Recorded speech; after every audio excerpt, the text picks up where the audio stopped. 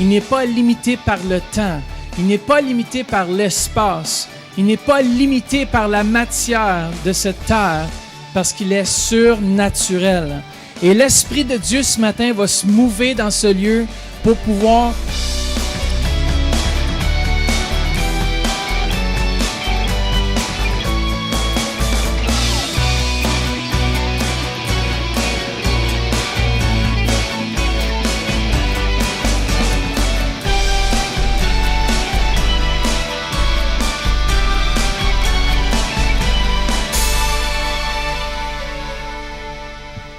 Ce matin, je veux partager comment est-ce que Dieu nous parle.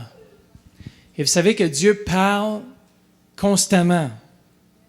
Il nous parle constamment. C'est à nous de rentrer, d'être branchés sur ce que Dieu est en train de faire, de ce que Dieu est en train de dire, de ce que Dieu veut faire dans cette Église. Même le chant de la rivière, c'est symbole de révélation prophétique. C'est symbole de ce que Dieu veut faire dans chacune de nos vies. Il veut nous parler. Et puis ce matin, comment est-ce que Dieu nous parle? Et puis je vous demande la question parce que souvent, on ne comprend pas comment est-ce que Dieu nous parle. Et je prie ce matin par son Saint-Esprit que vous puissiez voir et saisir par l'Esprit Saint comment est-ce qu'il nous parle. Aujourd'hui même, Dieu désire vous parler. Dieu désire vous parler. Vous savez que le surnaturel de Dieu opère en dehors des lois du naturel. C'est quoi les lois du naturel? C'est le temps, l'espace et la matière. Et Dieu, le Saint-Esprit, opère au-delà de ces choses. Il n'est pas limité par le temps. Il n'est pas limité par l'espace. Il n'est pas limité par la matière de cette terre parce qu'il est surnaturel. Et l'Esprit de Dieu ce matin va se mouver dans ce lieu pour pouvoir que vous puissiez entendre sa voix davantage, plus clairement. Moi, je désire, et puis je crois que c'est le cri du cœur de chaque enfant de Dieu, c'est de pouvoir entendre sa voix davantage. Moi, je veux entendre plus clairement la voix de Dieu, le Saint-Esprit. Parce que je sais que si j'entends sa voix, je vais pouvoir marcher dans ses voies. Et chacun d'entre nous, on peut entendre Dieu le Saint-Esprit qui parle ce matin. Et Saint-Esprit, je te prie que tu puisses souffler, Seigneur Jésus, que ces paroles puissent être esprit et vie, Seigneur Jésus. Père, on te remercie pour l'onction prophétique, Seigneur Jésus. Père, manifeste-toi par des visitations angéliques, par des visions, des rêves, des transes. Père, on te remercie que ces choses viennent de toi pour que tu puisses te révéler à nous davantage. Père, on te remercie pour tout ce que tu fais dans le précieux nom de Jésus. Amen. Tournez avec moi dans 1 Corinthiens 2, 9 à 11. Je vais juste le relire à la maison. Mais la dernière partie du verset 11 nous dit « Personne ne connaît les choses de Dieu, si ce n'est l'Esprit de Dieu. » Vous savez que Dieu, le Saint-Esprit, il travaille dans les profondeurs de Dieu.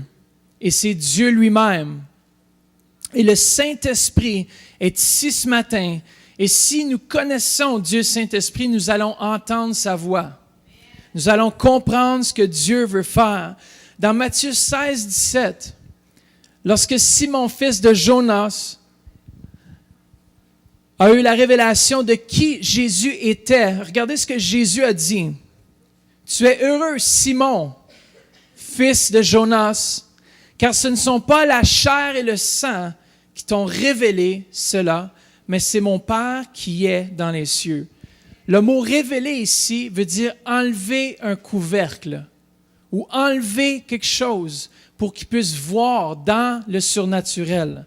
Et moi, je prie que ce matin, vous allez comprendre comment est-ce que Dieu parle, comment est-ce que Dieu agit dans chacune de vos vies. Vous savez que Dieu parle toujours. Dieu est toujours en train de parler. Et parfois, on n'est juste pas attentif à la façon dont Dieu nous parle. Regardez ce que ça nous dit dans Nombre 12, 6 à 8. Ici, c'est Dieu lui-même qui dit cela. Il dit « Écoutez bien mes paroles. lorsqu'il y aura parmi vous un prophète, c'est dans une vision que moi, l'Éternel, je me révélerai à lui. C'est dans un rêve que je lui parlerai. Ce n'est pas le cas avec mon serviteur Moïse. Il est fidèle dans toute ma maison. Je lui parle directement. Je me révèle à lui sans énigme. Et il voit une représentation de l'Éternel. Comment se fait-il que vous n'ayez pas eu peur de parler contre mon serviteur Moïse? Et dans Job 33, j'aime bien ce passage, Job 33, 14, 17 nous dit ceci. Dieu parle cependant, tantôt d'une manière, tantôt d'une autre, et on ne le remarque pas. Il parle par des rêves, par des visions nocturnes, quand un sommeil profond tombe sur les hommes, quand ils sont endormis sur leur lit. Il leur communique alors son message et confirme les avertissements qu'il leur donne. Il veut ainsi détourner l'homme de sa manière de faire. Il évite à l'homme fort de tomber dans l'orgueil. Vous savez que durant la nuit, Dieu, le Saint-Esprit, vient et au travers les rêves, et même parfois on n'a pas besoin de rêver, mais Dieu, le Saint-Esprit, agit lorsqu'on dort. De cette façon-là, on ne peut pas s'enorgueillir. Dieu dit par son esprit qu'il dépose des choses en nous, des choses que nous avons besoin même pendant la nuit. Dieu, le Saint-Esprit tout-puissant, et il nous parle sur une base régulière. Regarde, Dieu, dans ces passages qu'on a vus, on voit que Dieu communique par des rêves, des visions, des énigmes. Puis ça, c'est les façons principales dont Dieu veut nous parler. Puis dans la Bible, les énigmes s'apparentent à des devinettes, à des révélations empreintes de mystère. Dieu parle souvent à travers des paraboles ou des énigmes. Vous vous en souvenez, lorsque Jésus était sur la terre, il parlait souvent en paraboles. Est-ce que vous savez que Jésus était prophète? Est-ce que vous savez, Moïse était prophète aussi? C'est juste un à côté, pas ça. Mais vous savez que chacun de nous, on peut développer davantage les goûts. Moi, je sais que lorsque j'étais enfant, puis je me rappelle de la petite à Dave, Sephora, lorsqu'elle était toute petite, puis elle venait chez nous, vient sur une base régulière chez nous, on lui donnait des choses à manger, puis parfois c'était des nouvelles choses. Et puis je trouvais ça tellement intéressant de donner des nouvelles choses, parce qu'on voit les réactions. Et puis, chacun d'entre nous, on apprend à découvrir des différents goûts. Je vous ai dit, quand vous allez en Inde, en Asie, ou peu importe où vous allez aller, il va y avoir des différents goûts. Moi, je suis allé en Afrique, il y a des différents goûts. Il y a du gna-gna. Et la goutti aussi, ça c'était bon, j'ai aimé la goutti. Mon père n'a pas aimé ça me voir manger la goutti.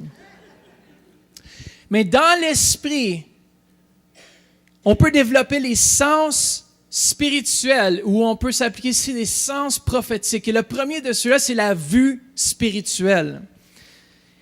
Puis dans 2 Corinthiens 4, 18, ça nous dit, nous regardons, regarde bien, on regarde, ce matin vous me voyez, mais si dans l'esprit vous allez voir autre chose, vous allez voir que la parole dont je partage, elle est vivante et elle peut transformer vos vies.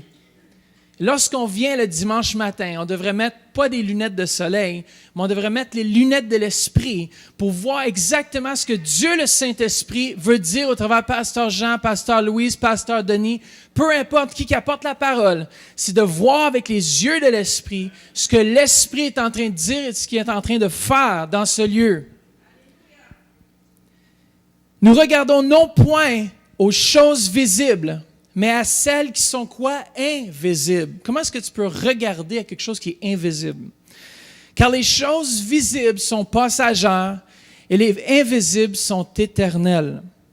Juste une autre petite chose pour confirmer cela. Dans 2 Rois 2,15, les fils des prophètes ici qui étaient à Jéricho vis-à-vis l'ayant vu, se dire l'esprit d'Élée repose sur Élisée.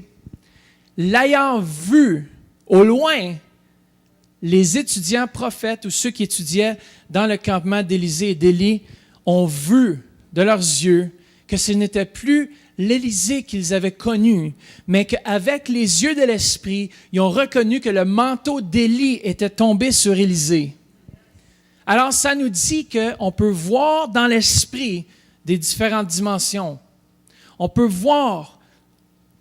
Et la parole de Dieu se confirme davantage dans 2 Rois 6, 8a et 16 à 17. Lorsque Élisée était sur le camp d'Israël et qui était en guerre contre la Syrie au verset 8, et à partir du verset 16, Élisée parle à son serviteur parce qu'il avait peur ici, faisait face à une nation qui était pour les éliminer complètement de la face de la terre. Et puis regardez ce qui est arrivé ici.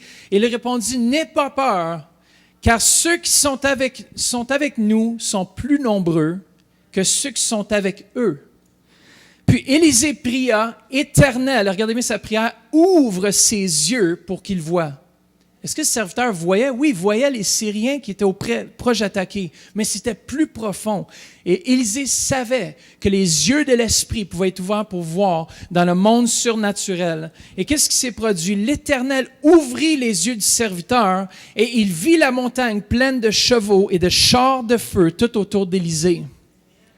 Élisée ne craignait point l'ennemi à ce moment-là parce qu'il avait vu dans l'esprit quelque chose de surnaturel. Et chacun d'entre nous, on peut voir dans le surnaturel. Et moi, je vois aussi dans Actes 14, 9, lorsque l'apôtre Paul, fixant les regards sur un homme qui était paralysé, il a dit, « Je vois que tu as la foi pour être guéri. » Comment est-ce qu'on peut voir la foi? Je vous demande la question. L'apôtre Paul avait vu dans l'esprit que l'homme était au point de pouvoir recevoir ce que Dieu avait pour lui. Parce que l'apôtre Paul voyait dans l'esprit. Et chaque enfant de Dieu peut voir. La prochaine chose, c'est l'ouïe, entendre. J'aime bien dans Apocalypse 2:7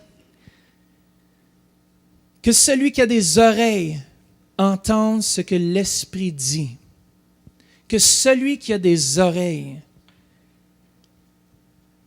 Même dans Matthieu 4:4, ça nous dit, « L'homme ne vivra pas de pain seulement, mais de toute parole qui sort de la bouche de Dieu. » Alors, lorsqu'on entend, si nos oreilles spirituelles sont ouvertes, nous allons saisir ce que Dieu dit à l'Église. Et ce que Dieu fait présentement par son Saint-Esprit. On ne peut pas entendre avec nos oreilles charnelles. Nos oreilles charnelles, ils veulent entendre ce qu'ils veulent entendre. Mais Dieu, le Saint-Esprit, parfois, veut nous dire des choses différentes. Il veut parler à nos cœurs. Est-ce que vos oreilles sont ouvertes ce matin? Dans Jean 6, 63, Jésus qui confirme que les paroles ont une vie, mais les paroles qu'on reçoit aussi ont la vie, parce qu'une parole prononcée qu'on reçoit a la possibilité de changer nos vies. Moi, je m'en souviens, une fois, j'ai entendu Dieu le Saint-Esprit qui me dit dans mon cœur, c'était pas à voix audible, mais Dieu le Saint-Esprit qui me dit, viens à moi, ça fait longtemps que je t'attends. Et cette parole m'a marqué pour l'éternité. Parce que j'ai jamais oublié ce moment où est-ce que Dieu a parlé, non à mes oreilles charnelles. Ça aurait été la voix audible de Dieu. Ça aurait été autrement, j'aurais été sûrement prosterné contre terre, tout. Mais j'ai entendu sa voix qui est venue me parler. Puis, dans Jean 6, 63, ça dit, « C'est l'Esprit qui vivifie. La chair ne sert de rien. Les paroles que je vous ai dites, écoutez bien ça, sont esprit et vie. » Alors, si on entend ce matin un vent et une vie, c'est parce que c'est Dieu qui la rend ainsi, pour que ceux qui entendent la parole puissent recevoir et être libérés. Amen? C'est un rouvre nos oreilles, qu'on puisse entendre ce que tu dis par l'Esprit. La prochaine chose, c'est le toucher. Vous savez, il y a des gens qui aiment se toucher tout le temps. T'sais. Hey, what's up? Je ne sais pas si vous savez, il y a des gens qui sont juste touchés. Ils vont toucher tout ce qu'ils peuvent. Hein, vous connaissez du monde comme ça? Il y a des gens qui c'est vraiment ça, le toucher spirituel. Mais vous savez que Dieu est un Dieu personnel. Et parfois, lorsque les gens viennent devant, on ne connaît pas leurs conditions physiques. Mais au moment où est-ce qu'on impose les mains sur eux, Dieu peut nous révéler une zone ou quelque chose dans leur corps qui ne va pas bien. Parce que c'est un point de contact. Au moment où est-ce qu'on touche, c'est pas le toucher physique. Il Il y a quelque chose dans le toucher, il y a quelque chose qui se passe, il y a une communion, il y a un contact. Regardez la femme avec la perte de sang, qui dit, si seulement je peux toucher le bord de son vêtement. Et puis si on regarde l'histoire et qu'on voit vraiment, Jésus est entouré d'une foule qui le pressait de tous côtés. Et puis la femme qui est sûrement arrivée à genoux, je ne sais pas comment elle est arrivée, elle a touché son vêtement et Jésus s'est tourné vers ses disciples et dit, qui m'a touché? Et les disciples ont dit, Maître, regarde, nous sommes plusieurs ici, tout le monde t'a touché. Mais tu dis, qui m'a touché? Mais c'est un toucher de l'Esprit il a senti, il a eu une impression prophétique que quelque chose s'est dégagé de lui, une puissance était sortie de lui. Parce qu'il y a un toucher qui n'est pas seulement charnel, mais un toucher qu'on peut faire par la foi.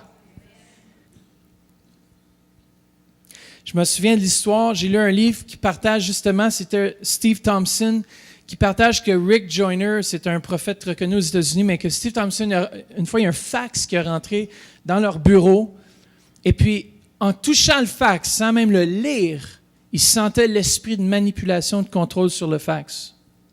Il n'a rien dit à Rick Joyner, il a juste donné le fax parce que ce n'était pas à lui, mais il retenait ces choses dans son cœur, il a donné le fax. Et puis Rick Joyner l'a lu, tout ça, puis il sentait Rick Joyner la manipulation, le contrôle.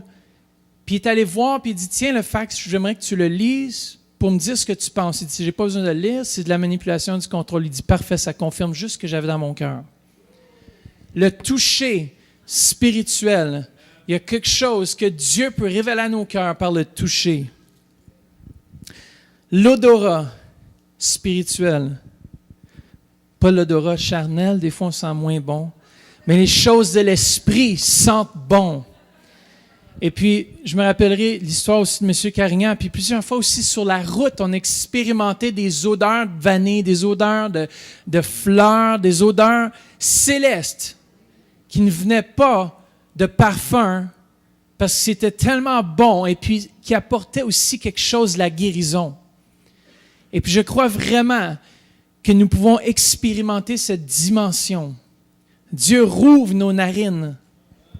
Moi, j'aime ce que mardi soir, si vous ne venez pas les mardis, des fois, vous manquez des très bons enseignements. On a appris avec Patrick Lescombe comment juste s'arrêter et respirer. Par le nez, tu sens l'air qui rentre et qui frissonne ton poil de nez, qui rentre dans tes poumons profondément.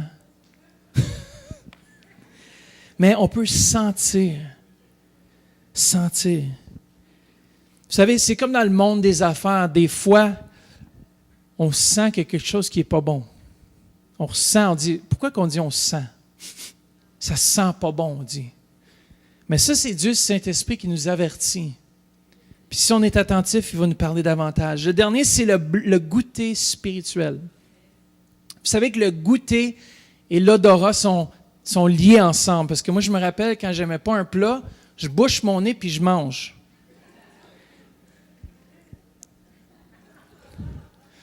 C'est pas le cas avec mon épouse, elle cuisine très bien. Puis ni ma mère non plus. Mais des fois, on voyageait, tout ça. Je me rappellerai toujours, on voyageait en France. Et puis une dame qui sort un michoui avec du bœuf, tout un mix dans du jus là, avec des yeux de poisson qui tournaient. En tout cas. Puis pasteur, tout à coup, il déclare un jeûne. Jeûne, je suis très spirituel pour la soirée ce soir. Puis là, il dit, mais eux ont faim. Il faisait exprès. Tu peux dire quoi en avant, tu sais ce qu'on dit, on a faim, puis tout ça. Puis lui, il dit, ben, eux autres, ils ont super faim. Puis là, il arrive avec le pot, elle a choisi entre la tête de poisson, l'agneau. En tout cas, c'était tout un michoui. Mais le goûter à ce moment-là, sans qu'on regarde, j'ai le nez qui me gratte un peu. T'avales au plus vite pour pas goûter. Mais il y a un goûter. Dans Psaume 34:8, ça nous dit « Sentez et voyez combien l'Éternel est bon. » Comment est-ce qu'on peut sentir et voir quelque chose de bon? Je vous demande la question. Le mot « sentir » ici veut aussi dire prendre, goûter, savourer. Un aliment, sentir, goûter et voyez combien Dieu est bon. Amen. Ça rouvre nos 5 sens spirituels. Dans Hébreux 6, 4, 5, ça nous dit qui ont goûté le don céleste, verset 5, qui ont goûté la bonne parole de Dieu. Vous savez, quand quelqu'un prêche bien, puis on dit « Wow, ça c'est un bon steak », c'est parce que vous avez goûté quelque chose de bon qui vous a rempli. Amen. C'est pour ça que l'apôtre Paul il dit aussi, il y en a qui sont juste à la bouteille de lait. C'est-à-dire qu'ils ne sont pas prêts pour les steaks, quelque chose de plus lourd, parce que leur système digestif n'est pas encore assez développé. Mais moi, je suis prêt pour les steaks. Je veux du steak de la part de Dieu. Venez goûter. Jésus va encore plus loin dans Jean 6, 56-58. Il dit, « Celui qui mange ma chair et qui boit mon sang demeure en moi et je demeure en lui. » Écoute, les gens qui font ça aujourd'hui sont très, très bizarres.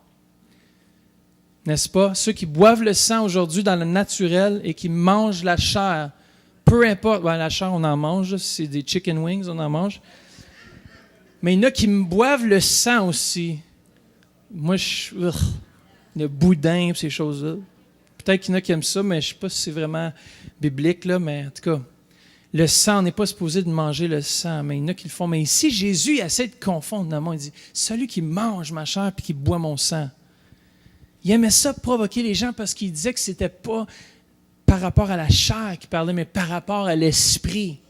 C'est-à-dire, si Jésus l'a dit, ça veut dire que c'est possible qu'on mange sa chair et qu'on boive son sang. Et c'est un repas. Amen.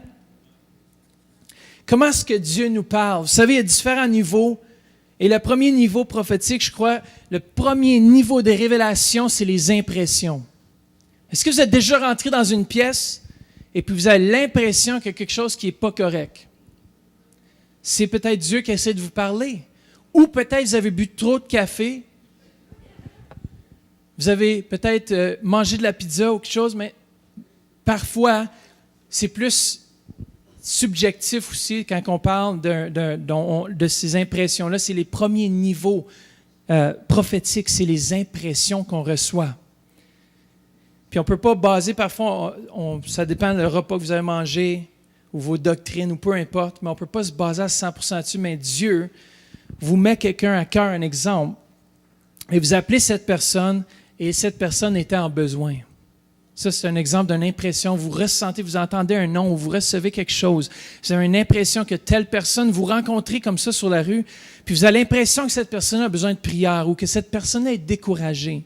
Les gens prophétiques sont très sensibles, des fois trop sensibles, puis on a l'impression qu'ils sont presque bipolaires, ou tu as l'impression qu'ils ne sont pas normales, qui vivent la tristesse dans un bas extrême. Mais vous savez que Dieu aussi utilise vos émotions. Il veut aussi parler à travers vos émotions. Il nous a créés. Jésus a pleuré, ça nous dit.